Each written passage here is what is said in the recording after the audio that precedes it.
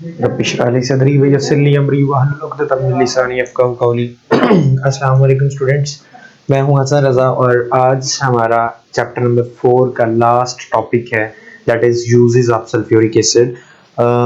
इस टॉपिक में हम क्या इस लेक्चर में डिस्कस करेंगे, just uses of sulphuric acid.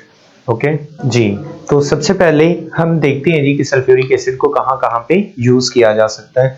Sulphuric acid uses इसके अगर हम डिस्कस करें तो इट इज यूज्ड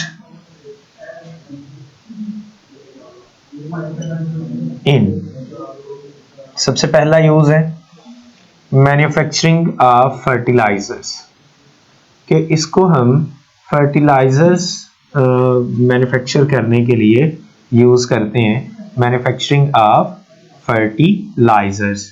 तो फर्टिलाइजर्स कौन कौन से हम इससे मैन्युफैक्चर करते हैं। सबसे पहला है जी हमारे पास अमोनियम सल्फेट है, ठीक है, अमोनियम सल्फेट और कैल्शियम सुपर फॉस्फेट है, ठीक है। उसके बाद और भी फर्टिलाइजर्स के तौर पे यूज हो जाता है। उसके बाद है जी इसका next use refining of petroleum, refining of petroleum. अब इसको हम रिफाइनिंग ऑफ पेट्रोलियम के लिए यूज करते हैं। पेट्रोलियम की रिफाइनिंग क्यों हमें जरूरत पेश आती है और उसकी रिफाइनिंग में हम करते क्या हैं। असल में जो सल्फर कंटेनिंग हाइड्रोकार्बन्स होते हैं पेट्रोलियम में मौजूद या नाइट्रोजन कंटेनिंग होते हैं, हम रिमूव करते हैं इससे, रिमूव सल्फर एंड नाइट्रोजन। अब क्यों रिमूव करते हैं, हमें जरूरत क्यों पेश आती है, वो इसलिए कि पेट्रोलियम में मौजूद सल्फर और नाइट्रोजन ने बर्न होके क्या बनाना होता है, सल्फर डाइऑक्साइड, ठीक है, और नाइट्रोजन के ऑक्साइड्स बनते हैं, NOs उन्हें बोला जाता है, ठीक है। तो ये दोनों ही हार्मफुल जो है वो गैसेस होती हैं, इसलिए इनको पेट्रोलियम से रिमूव कर दिया जाता है ताकि ऐसी कोई सिचुएशन पेश ही ना आए और हमारे एटमॉस्फेयर में इस तरह की जो कंडीशंस हैं वो क्रिएट ही ना हो। उसके बाद है जी हमारे पास सल्फ्यूरिक एसिड कहाँ कहाँ पे यूज होता है। It is used in the manufacturing of different chemicals, it is used in the manufacturing of different chemicals. अब ये बहुत सारे मुख्तलिफ केमिकल्स हैं जिनको प्रिपेयर करने में यूज होता है, और वो केमिकल्स कौन कौन से हैं जहां जहां पे जो यूज होता है। आपके पास सल्फ्यूरिक एसिड डाइज हैं, ठीक है, कलर्स, डाइज, ड्रग्स, बहुत सारी मेडिसिन बनाने में ये यूज होता है, ड्रग्स बनाने में ये यूज होता है।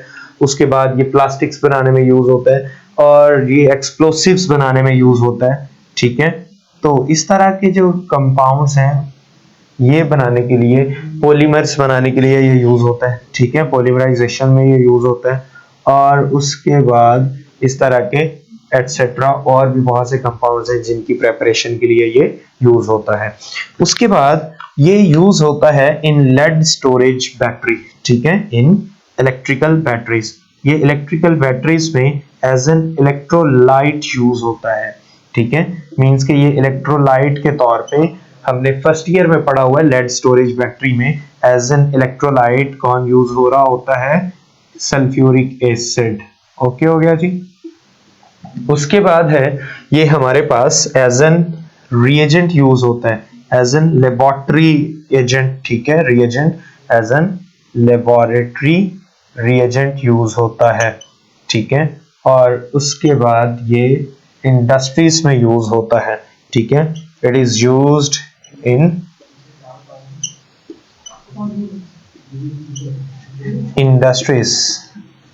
कौन कौन सी ये इंडस्ट्रीज में यूज होता है जी, आप देख सकते हैं। ये आपके पास it is used in paper industry, ठीक है, ये लेदर इंडस्ट्री में यूज हो रहा होता है। उसके बाद ये टेक्सटाइल इंडस्ट्री में यूज होता है, ठीक है। उसके बाद ये कहाँ पे यूज होता है, स्टील इंडस्ट्री में यूज होता है। These are the uses of sulphuric acid, ठीक है, ये इसके यूजेस हैं। अच्छा जी, एक यूज हमने नहीं पढ़ा, it is used in the manufacturing of nitric acid, it is used in the manufacturing of nitric acid, कि ये नाइट्रिक एसिड की प्रेपरेशन के लिए HNO3 प्रेपरेशन, इसके लिए यूज होता है हमारे पास सल्फ्यूरिक एसिड। और ये अभी हमने कहाँ पे देखा यही यूज, इसकी केमिकल प्रॉपर्टीज में, ये कैसे नाइट्रिक एसिड को प्रिपेयर करता है। और भी बहुत सारे कंपाउंड्स को प्रिपेयर करने के लिए सल्फ्यूरिक एसिड यूज होता है। क्लियर हो गया?